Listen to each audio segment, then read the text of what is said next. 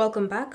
So in this video, I'll be showing you how to add a contact poster on your iPhone 11. So the first step is to open the Contacts app.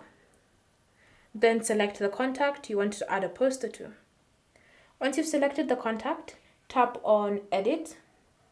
And then from here, you want to tap on Add Photo. Next, you should see this poster here. So now you just want to customize your poster. So you can choose to use an image from your camera, so you take a photo. You can choose to use one from your gallery, or you can choose to use an emoji or a monogram. So once you've selected whatever option you prefer to use, and then you'll just have to customize it. So this includes, if you're using an image, adjusting it, cropping it to your liking, changing the text, and customizing it to your liking of the contact. Then once you've done all of that, you now want to tap on Done to save the changes. So now you tap on Continue if you like the preview.